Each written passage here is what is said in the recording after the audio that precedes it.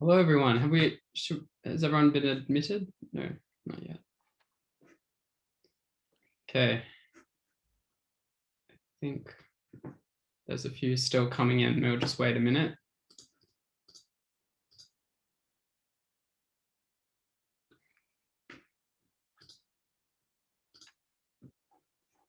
Okay.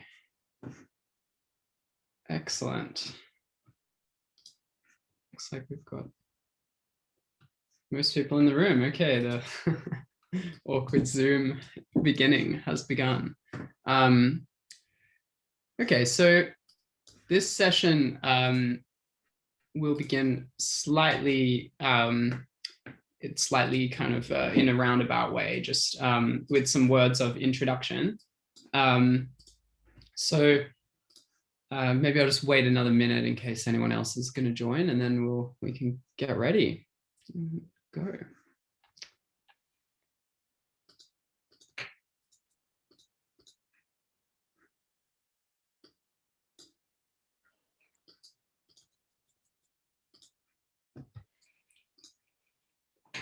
We'll just give it one more minute.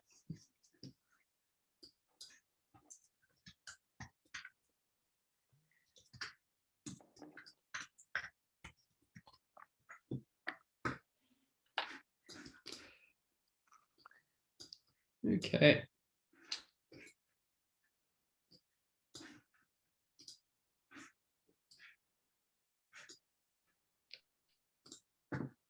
Okay, great. I think we'll begin, and people can filter in as they can kind of join as we go,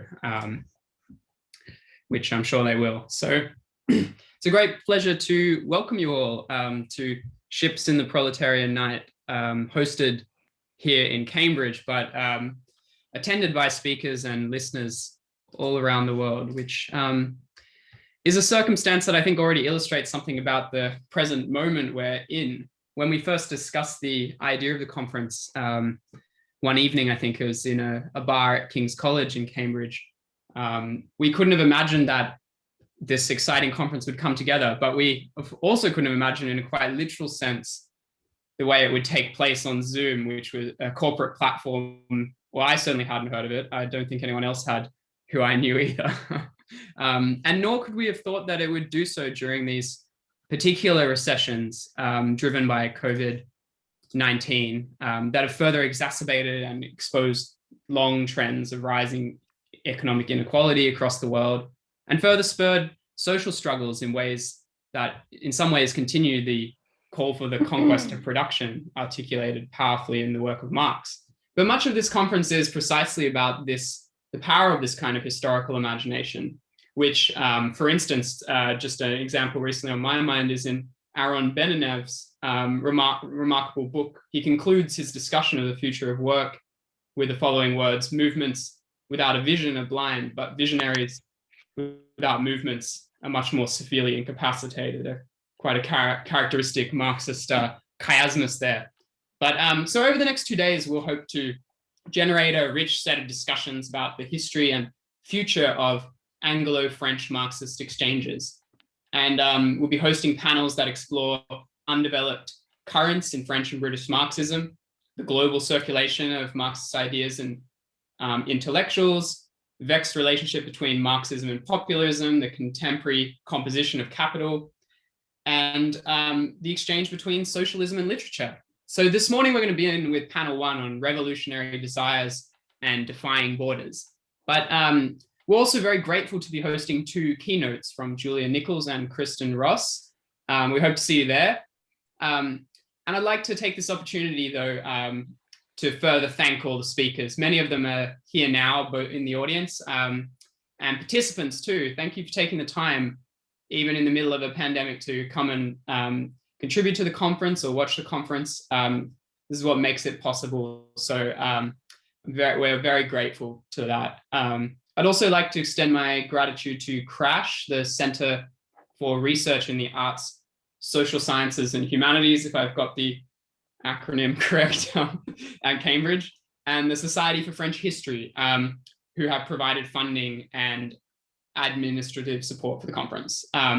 It just simply wouldn't have been possible to run this conference without their support. But more than that, they've been very flexible and these constantly changing circumstances.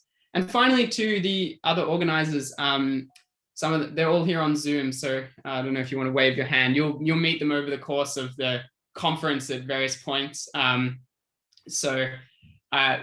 put in a lot of work over the last year to make sure this event happens in the way it has, and very grateful to them too. So thank you to everyone. So the conversation basically we'll hope this will continue as well after the conference, but we'll be aiming, as you'll hear more of over the course, to develop an edited collection too. And also, if you feel compelled to tweet, I hope you do, the hashtag for the conference is hashtag Marx Conference 2021 original. The original isn't part of it. It's anyway. So I'll send that in the chat now, just so you've got it there. Exciting times for this. Okay, sorry. And okay, so basically to kind of round that off then, I hope it's a absorbing, stimulating, intellectually challenging, and possibly transformative few days. But before I introduce our panel, I'd just like to hand over to Solange, who's one of the organizers, who's just going to say a few further words by way of introduction, and then I'll introduce today's speakers and we'll get started. Thank you so much, Louis, for those opening remarks, and welcome everybody. Yeah, so I think that a Marx conference wouldn't really be a Marx conference, perhaps, if we didn't mention past and current struggles. This conference has been postponed and was supposed to take place earlier this year. And now, of course, we're very happy in a way that it corresponds to or coincides with the 150th anniversary of the Paris Commune, which was also an image and an imaginary that has been brought up a lot during recent student struggles in France and ongoing ones. I wanted to mention that Columbia University, or the Grad Student Union, is currently on strike, and wanted to ask you for your solidarity if, in case you've had any talks planned or anything planned related to Columbia, to consider and boycott that, and inform yourselves about what is going on there.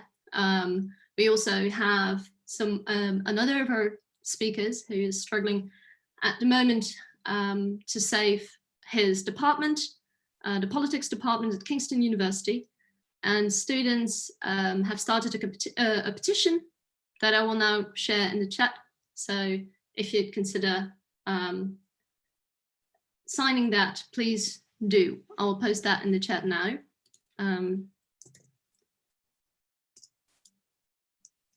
And I hope, and I think it will be, a very stimulating 2 days. Thank you all for joining us today. Thanks, Solange. So I'd now like to, I have the pleasure of introducing our speakers for the first session. This panel posits Marxism as a bridge, examining how revolutionary desires have fostered surprising and enduring encounters that cut across pre-established boundaries and walls. So, but before I introduce our speakers, there's just a few housekeeping points. We won't repeat these in every panel, but I'll just run through them quickly. So we just kind of are on the same page. Probably already know this if you've been to lots of Zooms by now. But so this particular panel will be structured as follows. We'll have live presentations in this case, and then the remainder of the time, we'll have a discussion with questions from the audience and exchanges between the panelists. If you have questions, you can use the put up your hand function and I'll keep track of it, or you can send them to me in the chat and I can read them out, or you could ask them yourself. So there's a few different options there. But until that point, please keep your camera and microphone off. The event's being recorded by Zoom, and then it'll be live streamed later. So by attending, you're giving your consent to be included in the recording. And this is done through Crash. So it'll be on their website after the event. There's also captioning has been enabled for the event. So if you'd like captioning, you can select at the bottom of your screen. So please note the captions provided by Zoom and Crash. Apparently they can't be held responsible for accuracy. So just, I don't know, they wanted us to let you know that, but it'll much like when you caption a YouTube video, I imagine. And we'd appreciate if there's a feedback form as well that you can have a look at if you like. So that's all the housekeeping. Now I'd like to introduce our speakers for the exciting part of today's session. So we're going to begin today with Robert Jackson, and Rob's here. Excellent. So Robert Jackson is a senior lecturer in politics at Manchester University, Manchester Metropolitan University, UK, and he's co-editor of Revisiting Gramsci's Notebooks, and has published in Thesis 11, Hegel Bulletin, Science and Society, the International Gramsci Journal, and Gramsciana, and edited volumes, and in the edited volume, Subjectivity and the Political and the Meanings of Violence. So we're very excited to welcome Rob to present today. So I'll hand over to him. Thanks very much. Can everyone hear me okay? Yeah. Good stuff, thanks. And to start off, I would like to thank the conveners, the organisers of the conference, for inviting me, and for all the work they've put into making sure this event happens, especially in the challenging circumstances of organising events at the moment. So a big thank you to all of the conveners. So I'll begin. So my paper today is on translatability, Gramsci, and Anglo-French Marxism. And I'll try to speak slow enough so that the text can hopefully translate what I'm saying into prose. So I'll begin. On what theoretical terrain can we stage a productive exchange today across traditions of Marxism arising from diverse national, historical, and political experiences? We can trace the impulse underlying this question back to Marx and Engels' Communist Manifesto and to the international character of the movement proposed by Marxist thought. It might prompt us to inquire whether we have explored fully Marx's dictum, proletarians of all countries unite, in the diversity and interrelationship of its economic, political, and cultural moments. Expressed differently, we might ask if we are yet to exhaust the full structural challenges posed by the dictum's two axioms. On the one hand, the status of the proletariat as an international class, and on the other, its need to settle accounts with its own national bourgeoisie.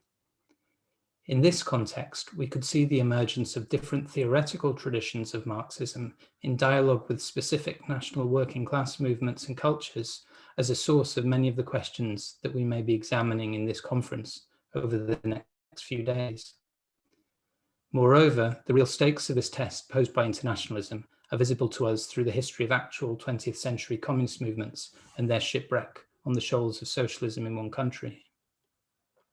Of course, this also raises further questions that I will not address today about the theme of uneven and combined development, not only in economic and political terms, but also in its aspect of philosophico-cultural and civilizational interactions. The present conference focuses on the relations between Marxist thought in France and Britain, and so it might appear superficially off topic to begin our discussions by offering some reflections on the contribution of the Italian Marxist Antonio Gramsci. However, I will argue that Gramsci's thought is particularly relevant, both formally and substantively, to a discussion of the circulation and development of Marxist ideas and intellectuals in France and Britain.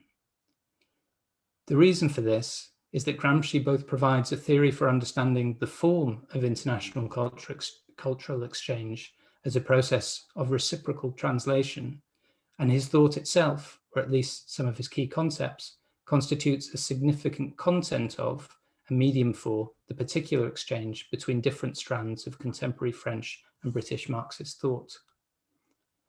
As a common reference point for many protagonists in the capillary processes connecting Francophone and Anglophone Marxisms in the 20th century, for example, Louis Althusser, Raymond Williams, Perry Anderson, Nikos Prantzis, Stuart Hall, to name but a few, the Gramscian lexicon has contributed to an, albeit contested, lingua franca for international Marxist discussion.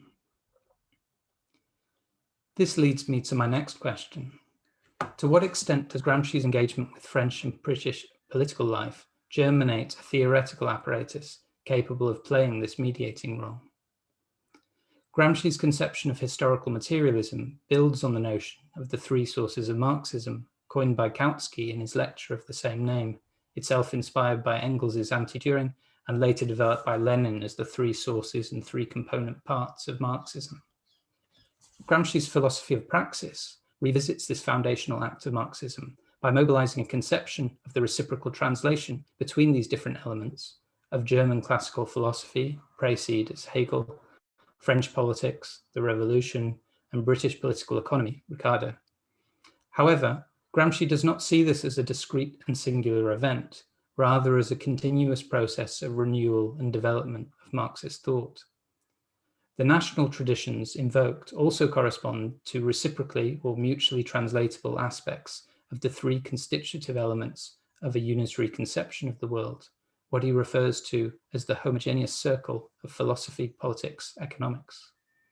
Thus, Gramsci says in the fourth of his prison notebooks, there must necessarily be, in the theoretical principles of these elements, convertibility from one to the others, a reciprocal translation into the specific language of each constitutive part.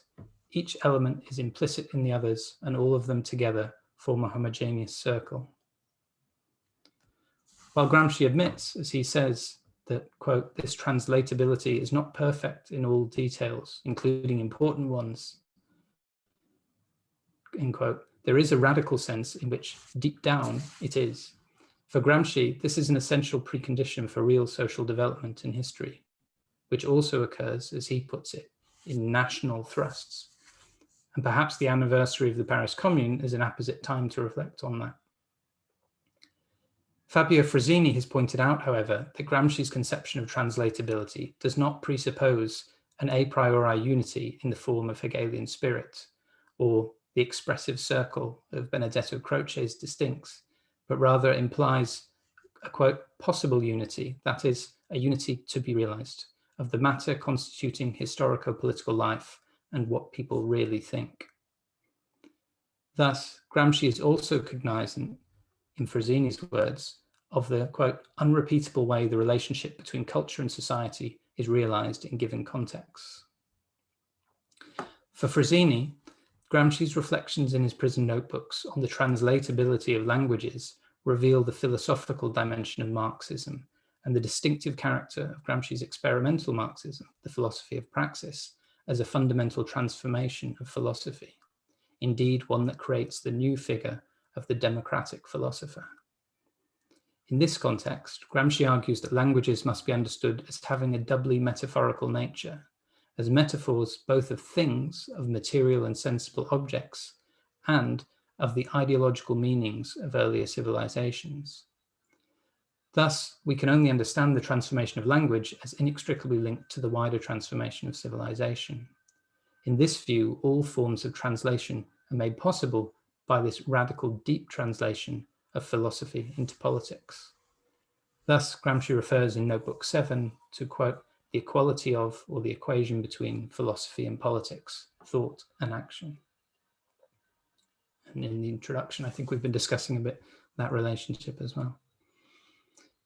Gramsci's attentiveness to issues of translation and translatability, understood as we've seen as a cultural process and not only between natural languages, is intertwined with his method of historical analogy, in which criteria of interpretation are derived from a confrontation between heterogeneous spatio-temporal examples.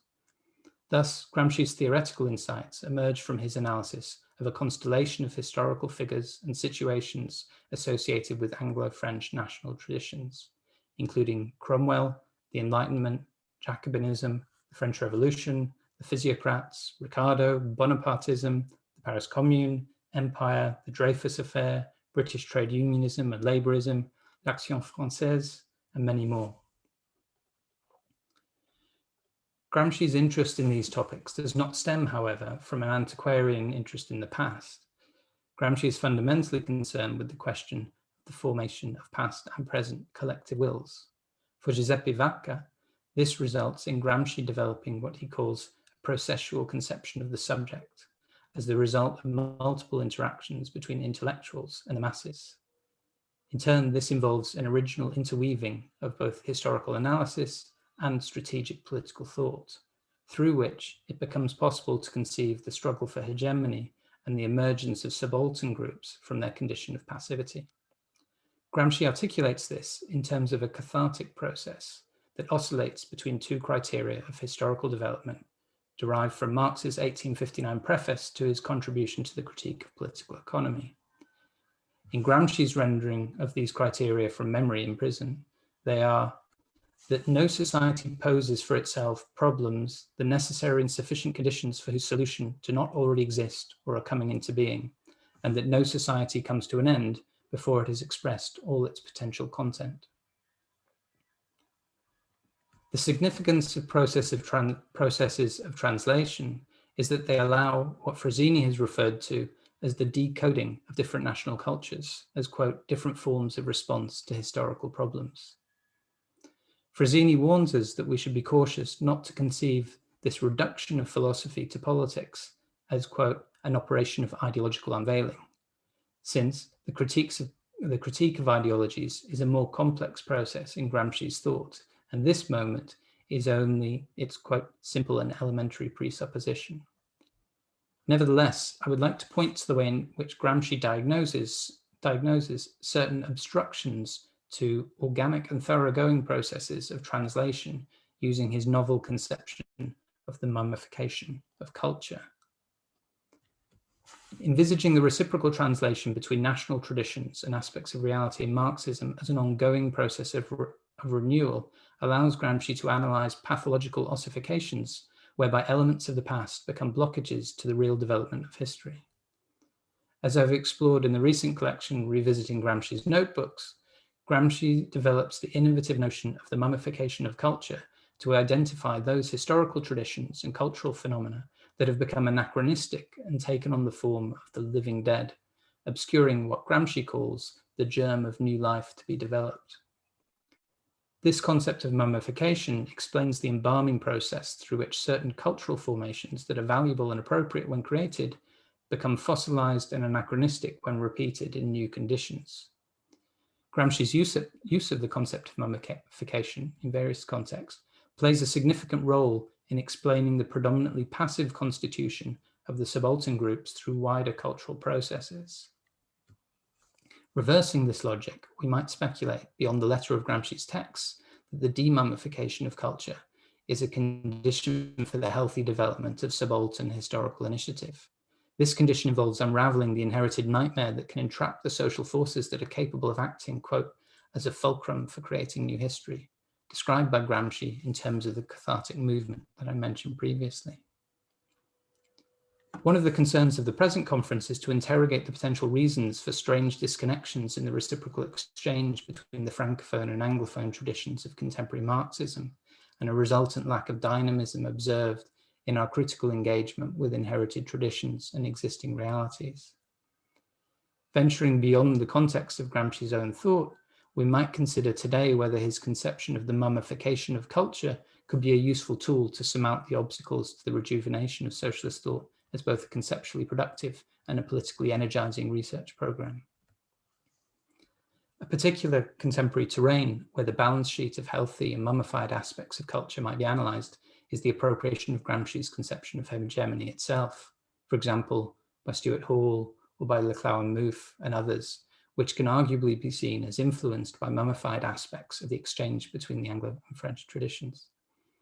We might think in particular of the way that Anderson's or Altus's critiques of Gramsci have given rise to codified notions of hegemony that have led to theoretical impasses. Recovering the roads not taken by such partial, albeit often highly productive readings has been one of the benefits of recent Gramsci scholarship, for example, Peter Thomas's The Gramscian Moment. Deploying a historico-philological method to analyze the particular images of Gramsci constructed by figures such as Anderson and Althusser, and their impact on subsequent readings, namely Hall and others, Thomas's work and other new Gramscian readings offer the opportunity for renewed fruitful theoretical encounters which expand, and we might argue demummify, the stream of cultural interchange. Gramsci offers a small indication of the healthy lines of development for organic international collaboration between Anglophone and Francophone Marxisms in one of his notes where he's discussing the analysis of periodicals. In his reflections, Gramsci discusses developing the type of contributor who, quote, knows how to translate a cultural world in the discourse of another cultural world, someone who can discover similarities even where none are apparent and can find differences even where everything appears to be similar. Nevertheless, many questions remain about what is gained and what is lost in these processes of translation. Or perhaps we must also consider more recent debates about the existence of terms and concepts that defy translation between languages and cultures. This discussion can be seen as somewhat akin to the shifting problematic encapsulated by Edward Said in his various essays on the notion of travelling theory. The latter observation draws our attention to the wider and more unexpected role that Gramscian writings have played in expanding the horizons of Anglo-French Marxism to engage with global oppositional currents, for example, with independent traditions from Latin America to South Asia, although I do not have time today to reflect on this in detail. The maneuver that I'm proposing would involve a wider study of the subaltern condition of the constituted passivity characteristic of modernity. This involves being guided by Gramsci's principles of, quote, living philology, which are less a cold and pedantic exposition of ratiocinations and more the dramatic development of concepts which results from the discourse itself. It would therefore also encompass a discussion of Gramsci's investigation of the notion of a modern prince, not a code word for a particular party, but a concrete realization of these practices of living philology, as Thomas puts it, and by definition representing an engagement with the initial task we outlined, posed by Marx and Engels, of creating, as Vacquez put it, a national, international political subject. In summary, I would suggest that a Gramscian approach as a laboratory through which to encounter post-Marxist ideas informing contemporary oppositional strategies, both populist and post-colonial, continues to offer substantial opportunities to guide exchanges between Anglo-French Marxisms and beyond, and thus for a renewal of Marxist and socialist thought. Thanks very much for listening. Thank you very much. And it's excellent to begin with a talk which we'll come to in the questions with that raises the question of translation and translatability. So such an interesting framework too. So excellent. Now I'd like to introduce Jacqueline Frost, who is an intellectual historian of France and the multilingual Caribbean. She's a member of the Équipe Manuscrit Francophone at the Institut des Textes et Manuscrits Modernes in Paris. And her work concerns the relationship between literary experimentation and the experimentation of social forms within political movements. She received her PhD from Cornell University in 2020. Congratulations, that's quite recently. And when she wrote a thesis on anti-colonialism, anti-fascism, and the poetics of historical time in the Francophone Atlantic. Her new project, Sexual Liberation in the Age of the Transcontinental, charts the encounter between national liberation and sexual liberation in the context of the Caribbean Revolution, independence, and Black Power. So if we could give a Zoom warm welcome to Jacqueline. Hi, everybody. I'm going to get some water really quick. 1 second.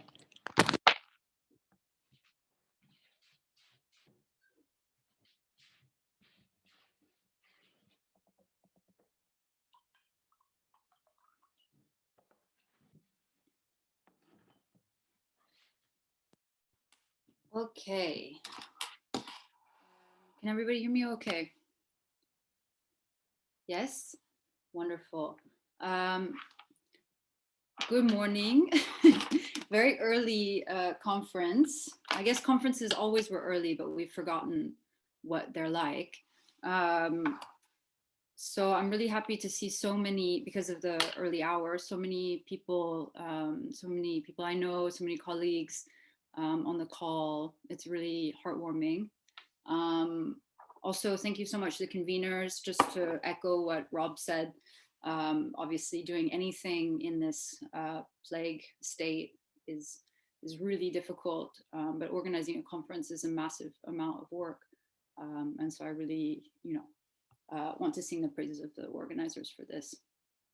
All right. I think that's all of the thanks that I need to do so far. I'm going to begin my talk. This work is part of my new book project, which Louis mentioned, which is about the tricontinental, not the transcontinental, which is, I guess, is a railroad, right? Some people might remember that.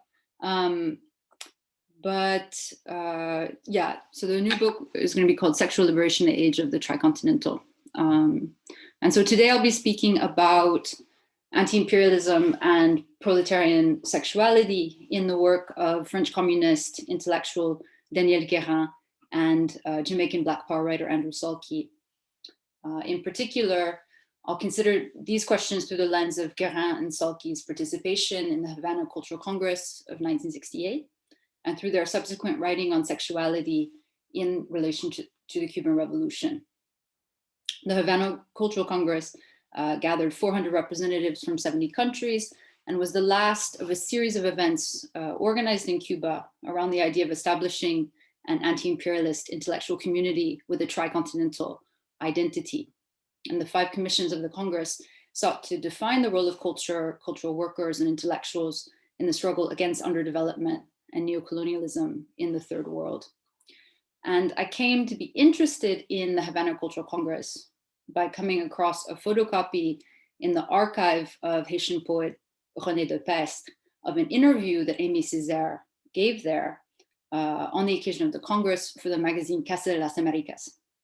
And as someone who's worked quite a lot on Césaire, I was surprised to have never seen this Spanish language interview published or discussed anywhere. I was intrigued by the sort of scholarly non-existence of the interview, of Césaire's Congress activity, and of his relationship to the Cuban Revolution in general. I was further intrigued to learn that it was in Havana in 1968 that Césaire met C.L.R. James for the first time, and still more intrigued to learn that James wrote a short text about this meeting, which he used to justify this belief, potentially sort of strange or apocryphal belief, that the Cuban Revolution would have brought Frantz Fanon back to the Caribbean had he lived through the end of the Algerian Revolution. And so I was, in investigating this Congress, I was stunned to learn more and more that this Congress facilitated the meeting of many, many people that interested me within the context of mid-century anti-colonialism. And so I began to write about the relationship between Césaire and James from the perspective of this meeting, as well as Daniel Guérin and Michel Herys, 2 white anti-colonialists with an important relationship to the Caribbean, and about the solidarity work that they did in Cuba that they did in Paris around the Cuban Revolution. And so I spent time in the archive of John LaRose, a member of the Caribbean Artist Movement, who brought back this massive collection of papers from the Cultural Congress. And I went to Havana and discovered Césaire's conference text, which scholars believe to be lost in the Ministry of Culture archives with my collaborator, Jorge Lefebvre-Tavares. And so we translated this from Spanish and published it alongside a long article that we wrote about Césaire's virtually unknown Cuban documents and his encounter with the West Indian delegation to the Congress, which was composed of C.L.R. James, John LaRose, and Andrew Salkey. And so the most valuable document that we have concerning the Havana Cultural Congress is Salkey's published journal of his trip to the Congress, his time in Cuba, and his tour of the provinces. Salkey records his experience of the Congress presentations. He even he actually transcribes several people's presentations within the prose of the journal, but also their elaborate dinners and the nightlife that they participated in, Castro's speeches, and the sort of carefully crafted tour of Cuban cultural riches that the delegates are brought on, which is part of the Soviet-funded generosity of the Cuban state. And so my previous work on the Congress, which I was just describing, uses Havana Journal as a sort of intellectual historical document because it fills in all of these important gaps concerning the Congress activity of people like Césaire, Léris, Guérin, and James. But when I began writing my article about Guérin's self-published journal, self-published brochure, Cuba Paris, I became interested in another aspect of the Cultural Congress, namely the presence of intellectuals like Guérin and Salkey, with political and literary commitments to homosexuality within the notoriously homophobic context of the Cuban Revolution. And this required asking the broader and more difficult question of how anti-colonialism and homosexuality interact in the political imaginaries of these two thinkers. In Guérin's case, as we'll see, sexual desire for working class men provides an entry into the class struggle of the proletariat. And I wonder, therefore, why a similar origin story didn't exist for Guérin's anti-colonial investments. For Salkey's part, race, class, and queerness form a kind of slippery game of Tetris that's informed by his Jamaican middle-class bisexuality, either his own or the one that definitely animates his early novel, Escape to an Autumn Pavement. But anyway, both writers, not being from proletarian backgrounds, produce a series of reflections on the relation between non-normative sexuality and proletarian life in both France and the UK. Guérin's case, these reflections are broadly sociological, and their conformity to the Marxism that Guérin held so dear are more or less questionable.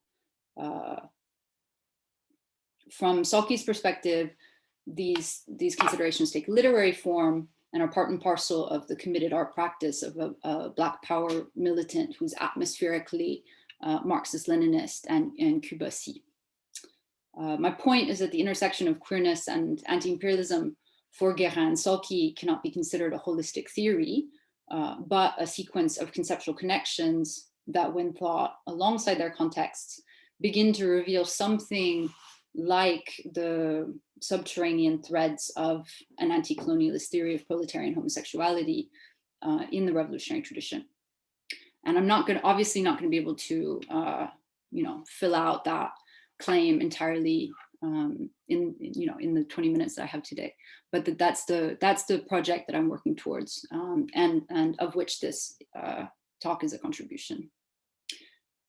So I've chosen to pursue this problematic through the particularly complex example of the Cuban Revolution, in which social revolutionary and homophobic puritanical elements coincide, generating a number of contradictions that can be extended to other contexts in the decolonizing world. And so how do Salkey and Guérin's relationships to the Cuban Revolution help us to understand the coexistence of revolutionary and puritanical elements within movements of national self-determination? What do these problems mean for anti-racist projects and queer projects of this century? That is the goal of this project, is to try to figure that out. So David Barry's important historical work on Guérin has been particularly interested in the argument that sex with proletarians led Guérin down a phallic path toward socialism. Though Guérin's objectification and in some cases fetishization of working class men has been criticized, the sincerity of his organizational commitments has perhaps prevented a general probing into the theoretical dimensions of his self-styled political trajectory. Scholars like Sebastian Budgen have pointed to the undeniable capaciousness of Guérin's life and desires, noting his ability in sex and politics to have his cake and eat it too. But I would argue that due to Guérin's inability to entirely consummate his clear preference for male lovers, Guérin's queerness took on the dimensions of a kind of conflicted double life within the homophobic political organizing structures of parties, unions, and leftist milieu in France between the 1930s and the 1960s. But if the organized left was the major source of Guérin's existential troubles, working men would be his privileged portal into anti-capitalism. As Guérin writes in Homosexualité et Révolution, his text from 1983, and this is David Berry's translation into English. He says, "The effect which these young workers had on me was not simply that I desired them, but that they opened to me the unlimited perspective of the class struggle." So, due perhaps to its sensual origins, in Guérin's analysis, capitalism perfectly congeals with Puritanism to form a unit of metaphysical and psychic oppression. Berry cites an interview with Guérin in which he confesses, quote, "As far as young workers were concerned, at least those I met, one must never generalize, I was always struck by the lack of hypocrisy and affectation, the ease, the cheerful and uninhibited way in which they enjoyed both heterosexuality and homosexuality," end quote. Guérin's reasoning here, I think, exhibits a sort of dual logic, which contains both sociologically sound elements and fetishistic elements. His sense that working class sexuality was not plagued by certain pretenses or taboos is confirmed, of course, by the work of someone like Michel Foucault, who studied the forced adoption of bourgeois sexual norms onto the working class in the 19th century. But on the other hand, these remarks concerning the sort of uninhibited sexuality of working men deserve further scrutiny. So for Guérin, capitalist Puritanism conspired to destroy proletarian sexuality from above. Untainted by bourgeois sexuality, working class men in the early decades of the 20th century in France practiced, in Guérin's opinion, a sort of fluid sexuality without recourse to identity or shame. And so Guérin blames the identification with exclusive heterosexuality that takes place in the post-war period among working class men on the bourgeoisification of the class as a whole, that we can infer, based on his periodization of it, arrived with technological modernization in France in the early 1960s.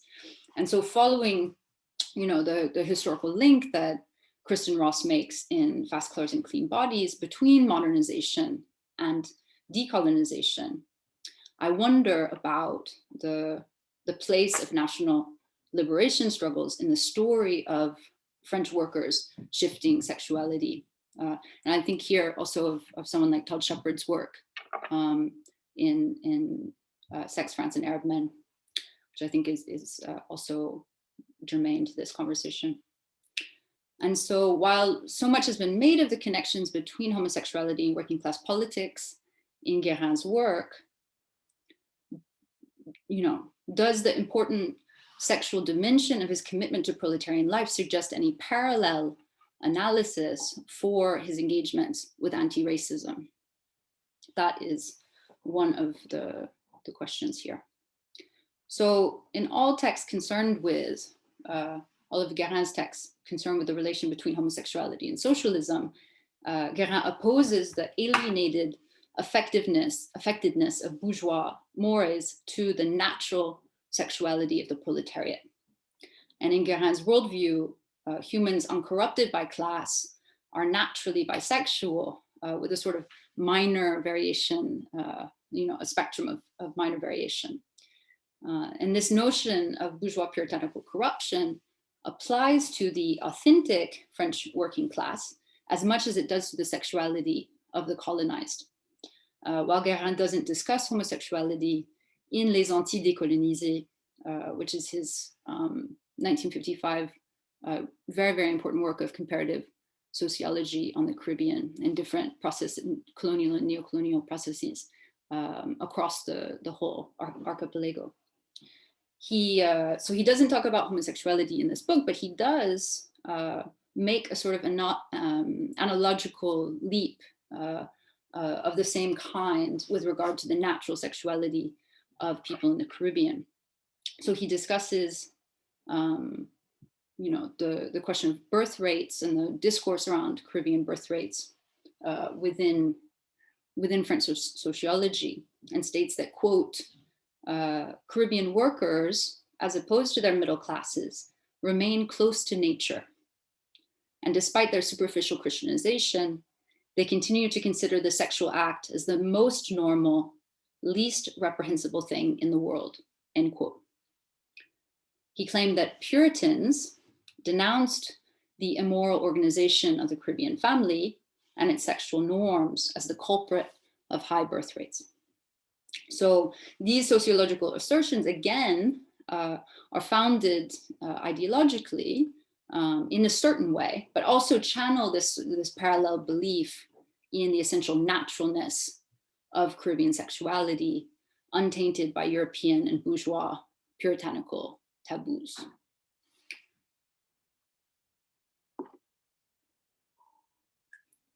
But for Andrew Salkey, sexuality is anything but natural. Even as a Caribbean, to make reference to what Guérin thinks about Caribbean sexuality, Salkey can't seem to escape its neuroses, ambivalences, and constitutive opacity. Salkey's 1960 novel, Escape to an Autumn Pavement, follows Johnny Sorbert, a young Jamaican man living in a room in Hampstead and working nights at a bar in Soho. The novel opens with Sorbert introducing himself in the first person, Johnny Sorbert, Jamaican, RC, middle class, or so I've been told to think, which is, I think, important for this discussion. Salkey's protagonist is a clever but largely unlikable bachelor in voluntary exile who tries to quench his resentment against his racist white working class neighbor by having an affair with his wife. Disastrously, this woman, Fiona, has a thing for in history with Black men that Johnny's sexual presence conjures. So Sobert's quest for vengeance turns into a sort of painfully annoying and unsexy fling. Meanwhile, Johnny Sobert becomes increasingly keen on another member of the house, his white neighbor, Dick, who works as a chauffeur for the landlady and who we learn is gay somewhere near the middle of the novel. So Johnny and Dick leave the house to move into an apartment together near the end of the book. And the reader is told, whether we want to believe it or not, that the two men aren't sleeping together because Johnny can't really come to grips with being queer. The novel concludes with Dick writing a letter to Johnny, pleading with him to accept his homosexuality and Dick's love, leaving the reader to wonder about the fate of Dick and Johnny's erstwhile domestic bliss. And so Nadia Ellis's really brilliant work in her book, Territories of the Soul, traces Salkey's novel through the conception of the queer diasporic. She puts this queer diasporic into dialogue with Caribbean dandified masculinity and transformations in British attitudes toward white homosexuals in the post-war period. Ellis points to the conspicuous absence of the Black colonial queer man in the archival record on British homosexuality and studies the silences that emanate from the spaces where Black colonial workers and Black colonial workers and British working class queers did meet, even if the archive refuses to speak of it. Ellis undertakes a deep study of the class dimensions of the queer diasporic, analyzing Sobert's middle class status as one founded on education and cultural trappings over and above real material wealth. Salkey's characters emit, quote, a middle class colonial respectability as Johnny's school and his overbearing mother have trained him to aspire to a modern bourgeois version of the English gentleman, end quote. Indeed, as Johnny sobered, for him, the confusion over class, right, as a proletarianized immigrant worker in Britain, hailing from a respectable middle-class Jamaican family, converges with his confusion over his sexual orientation. So if the genteel West Indian migrant man, as Ellis calls him, is caught between two visions of masculinity, one Caribbean and one British, one Black and one white, these visions are also importantly one which is colonial middle class and the other which is immigrant working class, as Johnny's bar job and his constant lack of cash in the novel bear witness. In the same way, the norms of masculinity and femininity shift between social classes, right? And in this way, sexual desires, whether of a homosexual or a heterosexual nature, are always also classed desires. That's my argument. So the only article that I could find on Escape to an Autumn Pavement that appears contemporary with the novel, I mean, it was published in 1970 in Présence Africaine, is called The Emasculated Colonial, just to give you an idea of what people might have thought of this book in the time period. And so the author, Anthony Boxhill, says, quote, what is it that had emasculated him, meaning Salkey's character, and that left him in a latent homosexual condition, end quote. So he then answers his own question saying, quote, it is slavery and colonialism which have emasculated him and made him escape from himself. It's very, anyway. So to justify this problematic claim, Boxhill ironically cites one of the most interesting passages from the novel, in which Johnny confesses his bi-curiosity to his Jamaican barber, who tells him that his confusion about his sexual identity comes from his lack of a national identity. And so later in the novel, the barber takes back what he said about Johnny's confusion and claims that he was really talking about himself and projecting it onto Johnny, projecting this desire for a national identity onto him, which, you know, voids this guy Boxhill's already sort of misbegotten claim about emasculation.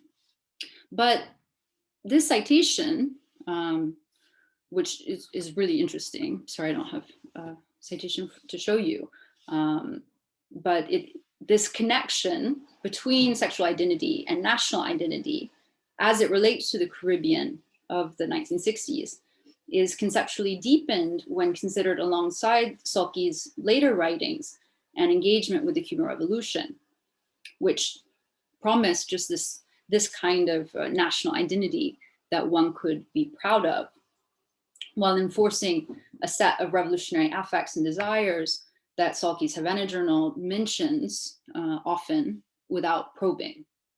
So like Guérin, Salkey's preferred term for Cuban revolutionary sexuality is Puritanism. He, like Guérin, will mention it a number of times in both Havana Journal and in his April 1968 report back to the Caribbean Artists Movement about the Cultural Congress. Both writers mention, almost in passing, generalized homophobia within Cuban revolutionary society in their published texts following their visits to the Congress, but no mention of the systematic oppression of homosexuals, such as in the UMAP forced labor camps, is mentioned anywhere.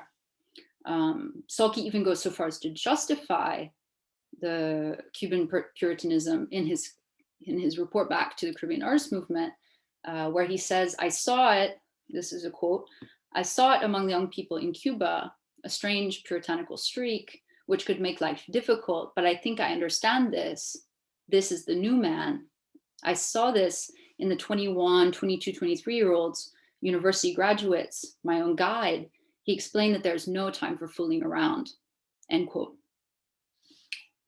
So the new man of Salkey's CAM report back is the new man analyzed, obviously, by Che Guevara in his famous text, Socialismo y el hombre en Cuba, which is a very, very famous text. So the proposal by the young Cubans that Salkey meets at the Cultural Congress, that education is going to solve the problem of sexual oppression, seems lifted directly from Che's speech, where he says, quote, under the pressure of indirect education, they try to adjust themselves to a situation that they feel is right, and that their own lack of development has prevented them from reaching previously. They educate themselves. So in Che's thinking and in Cuban revolutionary discourse in general, education is the supreme antidote to psychosocial underdevelopment. The moral instrument used to mobilize the masses in Che's theory considers homosexuality sordid, decadent, and capitalist. Homophobia, as a non-existent concept in the world of 1968, cannot be subsumed under the all-important topos of underdevelopment, nor can sexuality yet be said to belong to the language of self-determination. This situation leads to such unreconstructed assertions during the Cultural Congress as, quote, the new man whom the social revolution will need for its protection, enhancement, and long life in a politically hostile environment, end quote. And one wonders how the gender dimensions of this protective and vigorous new man, meant to represent a sort of ungendered new humanity in the struggle against imperialism, could have been lost on anyone.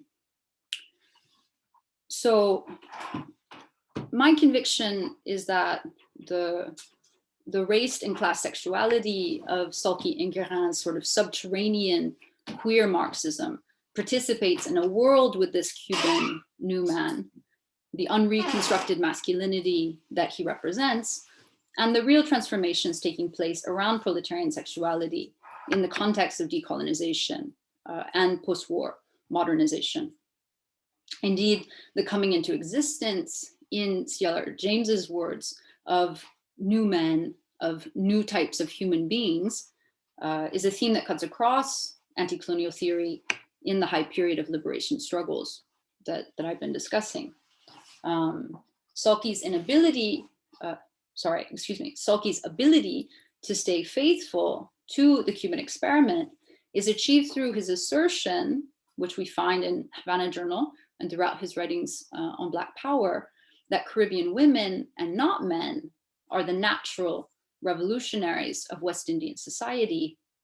His long and important friendship with Afro-Cuban writer Nancy Morejon seems to confirm that despite Fidel's many mentions of in the 1970s that homosexuality is incompatible with the new man and is incompatible with revolutionary Cuba, we might imagine that for someone like Salkey, the Cuban Revolution was really the one that was incarnated by Nancy Morejon, which is to say, the revolution that was Black, female, and thoroughly Caribbean. So in Salkey's archive in London and Guérin's archive in Nanterre, I found very similar press clippings, obviously one in English and one in French, about the oppression of homosexuals in Cuba in the early 1970s. Guérin's archive also contains one letter from Salkey, written briefly after the Congress, which discusses keeping in touch and the news of C.L.R. James, who's still in Cuba touring the provinces. That's actually the only reason he went. He didn't want to go, C.L.R. James didn't want to go to the Cultural Congress. He just wanted to go and visit Santiago de Cuba. So he did eventually get to do that. So if Salkey, like all the Caribbean intellectuals who went to the Congress, never publicly criticized the Cuban Revolution, Guérin would come to see Cuban Puritanism as exemplary of the possible contradictions within real existing socialism. For Guérin, Cuban Puritanism was the result of a historical process, namely US imperial projects, which converted the island into a sort of hedonistic playground for American tourists before the revolution. In his very comments on Cuba, homosexuals, alongside alcoholics and sex workers, form this sort of triptych of sinners that the revolution has attempted to either reform or control or eliminate.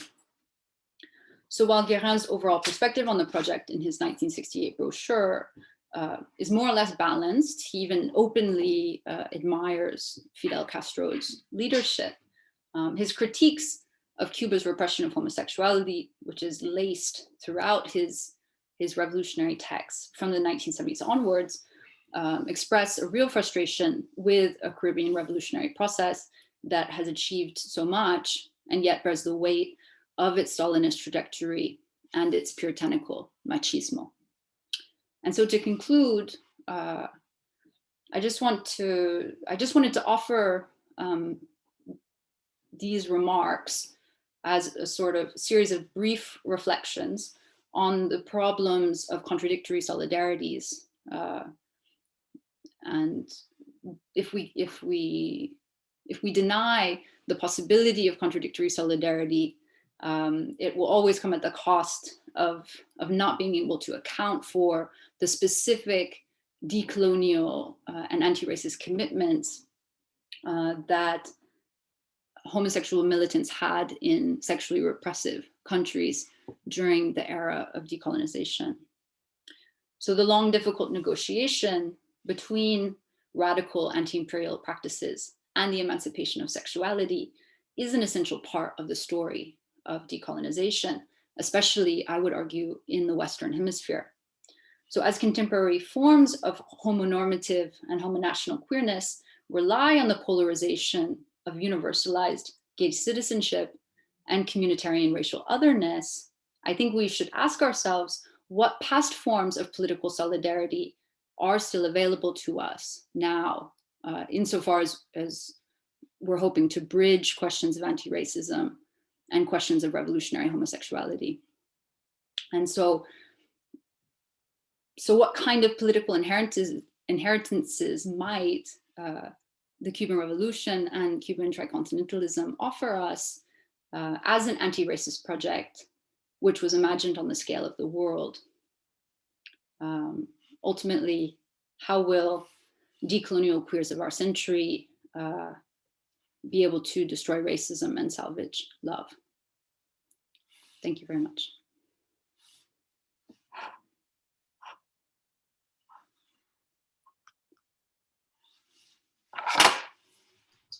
Thank you. That was excellent. I was just trying to write down your last word, the last sentence there. That last question was a very powerful one and well put. Thank you so much. So unfortunately, Giulia is unable to join us today. So that is a shame because we were looking forward to her talk. But that said, we have more time for questions and discussions. So with that in mind, and on that final question about destroying racism and salvaging queer love, I think we can open the floor to questions. So we have a few different ways that you can ask those questions. So yeah, if you want to raise your hand or your artificial hand, or post a question in the chat, I'm happy to read it out as well. But yeah, thank you so much for your talks. So I'll just let the silence sit for a moment to see if anyone's going to come forth with the first question.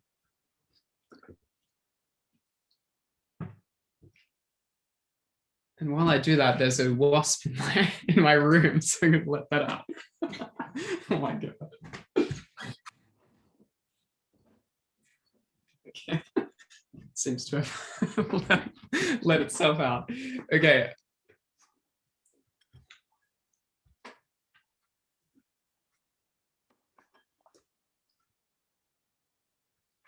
Well, maybe we want to start then with the panelists. Did you have any questions for each other, or any kind of points of discussion that we wanted to begin on? I see that Joe Davidson says he has a question. Oh, yes. Okay. Thank you. You're in better chair than I am. Joe, would you like to ask that in person?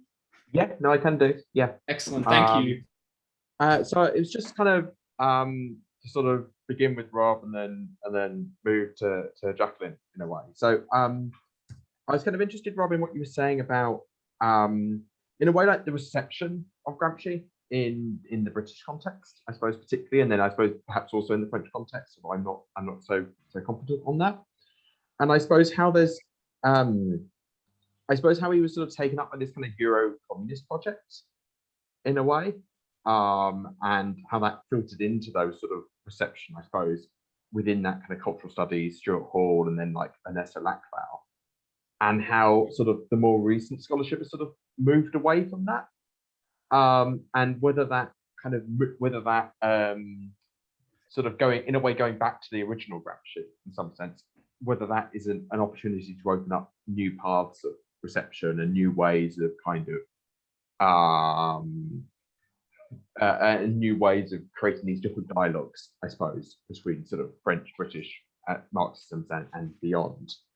And I suppose for Jackqueline, I was really interested in this kind of notion of like contradictory solidarities. That struck me as a really kind of productive idea. And I suppose whether we can almost talk about, and this sort of goes back to something that Rob mentioned about a kind of combined and uneven solidarity, in a sense. So the way in which we tend to think of that as quite a kind of economic concept, but whether it also translates into those realms of kind of sexuality, because like it was really interesting what you were saying around that the Cuban homophobia was this kind of reaction to the particular way in which Cuba had been positioned in a way within almost like an American sexual economy effect, where it had been given this particular task or this particular role within that economy. So yeah, that's just what I was yeah. So, but thank you for your talks. They're really good. Thank you.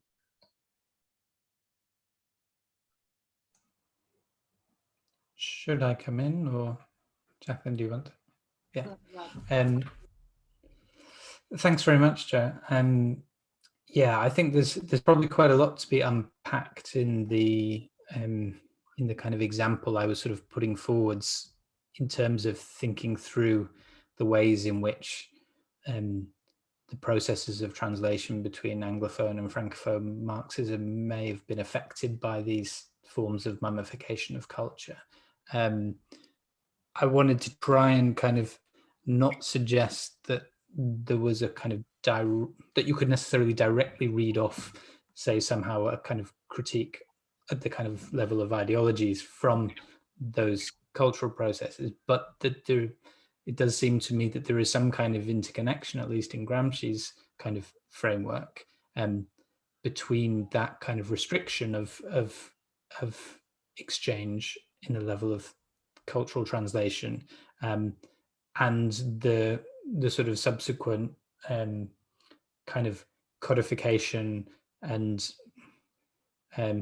losses, if you like, that take place when thinkers are removed from their historico-philological context. And I guess, so in your reference to your question about sort of what are the benefits of the more recent season of Gramsci studies, which has kind of made a real emphasis on going back to not necessarily discovering a kind of true Gramsci, but developing a method which kind of treats the creative application of Gramsci's ideas in our own time as enriched by being more rigorous in situating and kind of and being open to the full resources that his original reflections kind of reveal to us. And I think that's the case in the kind of example I was trying to give, which is, again, kind of Thomas's work, the Gramsci Moment, is quite an important kind of touchstone here, because in a way, the twin kind of sort of fixed images of Gramsci that have been most influential in the latter part of the 20th century are the kind of ones kind of emerging from the reading by Perry Anderson in The Antinomies of Antonio Gramsci, and in Althusser's critique of Gramsci in Reading Capital. And that, I think Stuart Hall's an interesting case because he both does something incredibly productive with Gramsci and kind of takes up particular concepts to kind of make a really fruitful analysis of what's going on, say, in the 1980s in Britain with Thatcherism and the rise of authoritarian populism. But also potentially, I think when you read through the kind of contemporary critiques now of Hall and the way in which, in a way, his kind of use of hegemony has sometimes been seen as kind of leaving no space for the kind of contestation, the struggle between hegemonies, in particular, the kind of the nexus between hegemony and subalternity, which the new Gramsci readings are always kind of trying to emphasize, that hegemony is not a theory on its own, but a pole between hegemonic and subaltern in kind of interrelationship, that the possibility of kind of resistance, the emergence of alternatives to, say, Thatcherism and authoritarian populism kind of comes from a sort of, or can be contextualized in Hall's thought through understanding potentially the way in which perhaps the kind of translation of Althusser's thought across the channel, the kind of the way in which particular images of Gramsci in a kind of narrow codified sense have perhaps kind of pushed his thought in that direction or conditioned it in that direction. Again, not to want to kind of attribute any kind of determinism to that relationship, but at least to help us now to kind of develop these resources in a more open and kind of fruitful way. Thanks.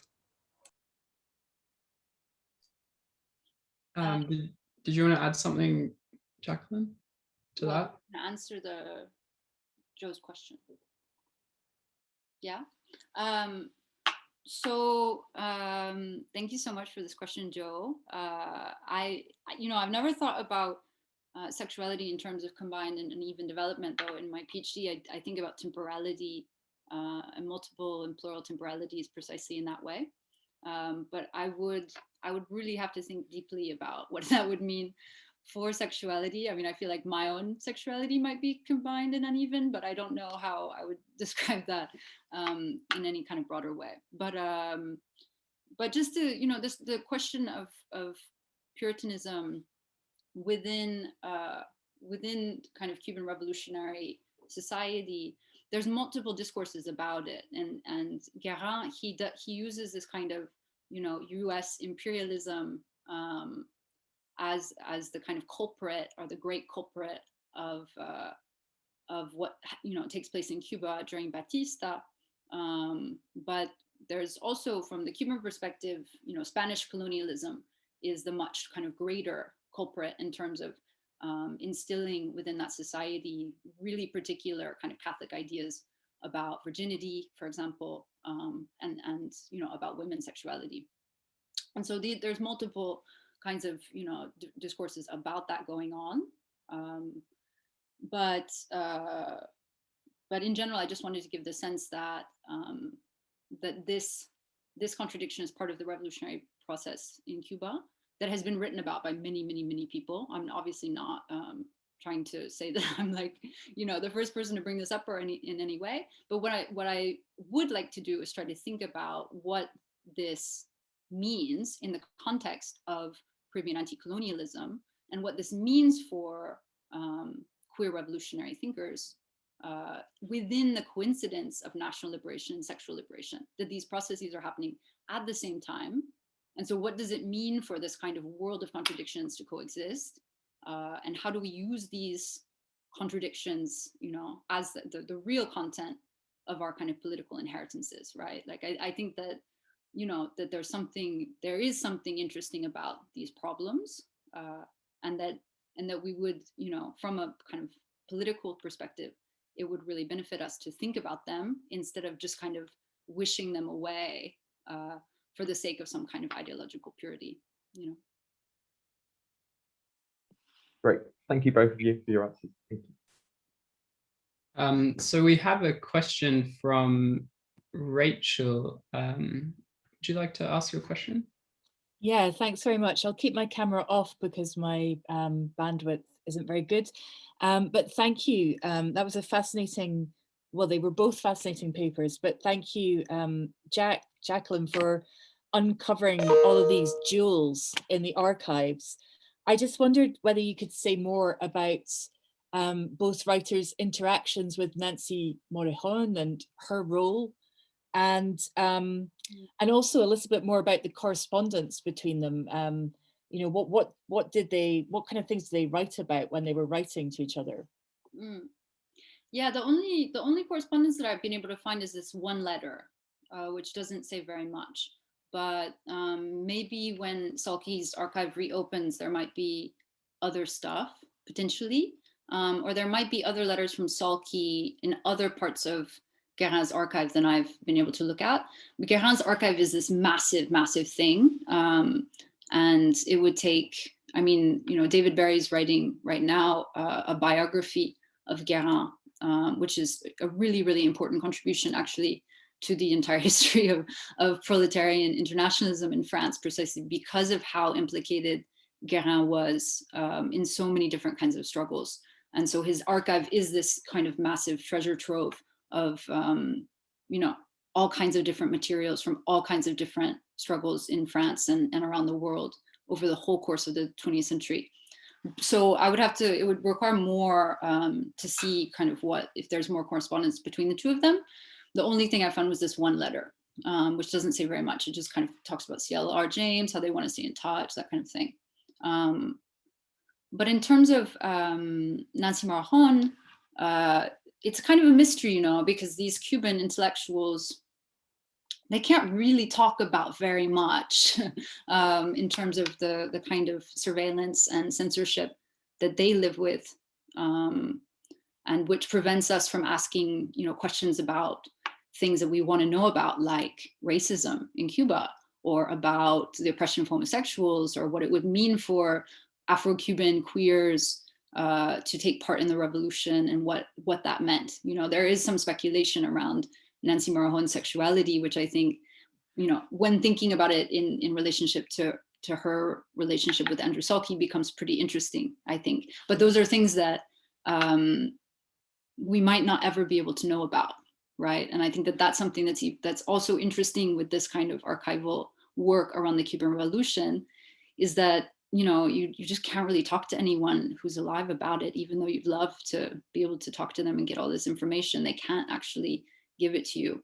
And it probably doesn't exist in the Cuban archive either, you know, for obvious reasons. But I found some pretty good stuff in around the 80s when Nancy Morejon goes to visit Andrew Salkey in Amherst, I guess, while he's teaching there. But I think of their relationship as it being inscribed into this, you know, long kind of, you know, this concern that Salkey has with the Caribbean woman that I mentioned in my talk as the kind of natural revolutionary of West Indian society. And for example, in this, you know, famous tribute that Salkey gives to Baldwin on the occasion of Baldwin's death, he reads poetry from women in the Caribbean as like the kind of ultimate tribute to Baldwin. And I think that they're, you know, and also his book Come Home Malcolm Heartland is, you know, all of the kind of Black Power male militants are kind of, they don't understand anything really about women, and that's what you kind of get from reading these novels. And so those are some of the coordinates, I think. But it's stuff that's not really easy to find in the archive. That's what I'll say. We've got another question from Nat. Would you like to? Hi, hey, thank you both for your presentations. I've got a question for Jackqueline, and maybe, I'm sure Rob, if you wanted to chime in, you'd be welcome to as well. Which is maybe about this question, and I think you've also, Jack's also kind of been answering it a little bit in the Q&A, but it's partly about the I guess the work of salvaging love and thinking about how that might take place in the archive or through the archive as well, or through revolutionary processes. I was wondering if you could talk a little bit about about affect specifically in this sense.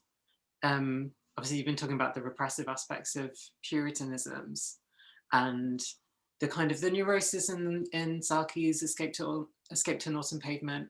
But I also think part of that gets folded into the novel into Sobert's like unlikability, and that's like a bit troubling in a way that it's like the neurosis is bad and there's nothing like salvageable in the neurosis. But maybe that's my reading. But anyway, so salvaging love in the archive, and I guess maybe that's a much broader question about like the role of affect in revolution, the role of revolution in relation to affect, and the kinds of transformations of these forces, and that we do need, because it's part of the key of like why revolutions have failed, maybe. But yeah, thanks. Yeah. Thanks, Nat. I'll just be brief, so if Rob wants to also comment potentially. The things that are coming up from listening to you talk have to do with, the set of affects that are sort of accepted within the context of the revolution are many, right? So like, as you said, I've been talking about the repressive aspects, but there's a scene in Havana Journal where Andrew Salkey gets extremely jealous of the young Cubans for the kind of pride that they feel around the revolution. And he's basically, anytime that people bring up Jamaica, especially, but also Trinidad and Barbados, all of these kinds of newly independent, countries, it's all kind of gloom and doom, and so he feels this extreme kind of jealousy around the kind of pride that young Cuban people are able to feel. And I think that kind of pride, which still exists within Cuban society, but also within, for example, Haitian society, around having made the revolution, right? Whether it's the revolution of 1804 or the revolution of 1959, is an affect that I think is related to love. I think that and so when we think about the relationship between sexual desire and revolutionary desire, obviously there's many parallels that I think that we can bring, and we could, there would be a lot of interesting analyses to do around, for example, the kind of masculinity that Fidel, for example, emits, right? He emits this kind of like sexy revolutionary, thing and so the revolution and Fidel and sexuality and masculinity and what that means in Latin America is all kind of bound up in the same thing, and so I think that one could do many different kinds of analyses around, basically, the relationship between revolutionary desire and sexual desire within that context, but in many other contexts too, I think. I think this will have to be our final question from Pierre. Did you want to say something? Sorry. Just a very quick comment, because I think it was a really interesting question from Nat, and particularly the kind of final point about the relationship between affect and revolution, how it relates to, I guess, the kind of plea I was making towards kind of processes of translation and the demummification of culture. I think if we were to be successful in those kind of processes and that kind of maneuver that I was putting forward, I think the types of work that some people like Jeremy Gilbert have been doing on kind of thinking about the relationship between people like Gramsci and Gilles Deleuze, and the kind of their sort of thinking across both of their uses of the idea of the molecular kind of transformation in terms of molecular processes is kind of made possible. There's a sort of, I don't want to kind of take up so much time to develop the connection, but I think in a way the sort of the productive kind of relationships between thinking across Gramsci and Deleuze would be made possible potentially through kind of, in my view, kind of that kind of process of demummifying culture and allowing kind of the sort of full organic and thoroughgoing processes of translation between, say, you know, different traditions and via that means. So this is a bit of a confused and kind of complex response, but I think there's so much in what you're asking that could be really developed. Thank you both for your responses. That's really good. And we just have a final, this will have to be a final question from Pierre. Did you want to ask your question? Person, I may ask personally, yes. My question is for Rob Jackson. As an Italian, I'm happy that Antonio Gramsci is recognized this capacity to put English and French Marxism into dialogue. My question refers maybe not to the core of your presentation, but to an element which is very important in Gramsci's thought, and you made reference to it, which is the relationship between intellectuals and masses, which is also a problem, a big problem of translation, we could say. Do you think that the cognitive capitalism, which is rising, may facilitate the dialogue between intellectuals and masses, and maybe eitherly create a strong convergence, and maybe at least in the Western countries, the future will see intellectual masses, intellectual workers above all. What has Gramsci to say in regard with this process, in your opinion? Thanks very much, Pierre. It's a very big theme and topic which I kind of skirted in my presentation. I think the intersection of what I've been discussing and what we were just talking about with Nat perhaps is kind of Gramsci's theory of personality, which is both something individual and collective, and the development of, you know, the kind of project that I mentioned at the end of my presentation, the idea of the modern prince as a sort of realization of these practices of living philology, in other words, of kind of demummified processes of translation, is only possible, I guess, concretely through an articulation of that relationship between intellectuals and masses, and so.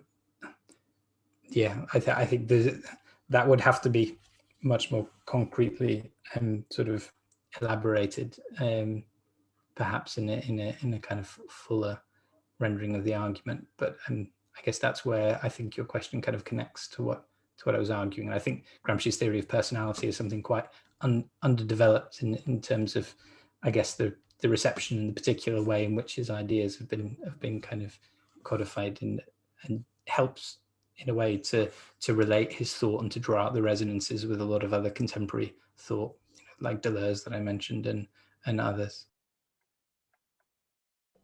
Thank you very much.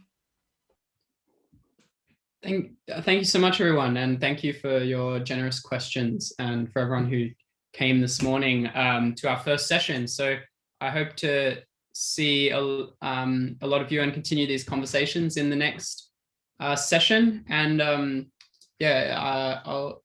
our next session is panel 2. I'll just check the exact details, but I'll let you know now. Sorry, had it in front of me. I'll put it in the chat as well now, just so you've all got access to it if you want to come along to the next session, but on prefiguring popularism at 2 p.m. So But until then, let's all just say a big Zoom thank you to our speakers for excellent talks and excellent questions to sit with, such as what past forms of political solidarity are available to us now. I think that's an excellent question, ties some of those themes together. So thank you very much. I'll say that on behalf of everyone else who's silent and invisible, but yeah, thank you to our speakers.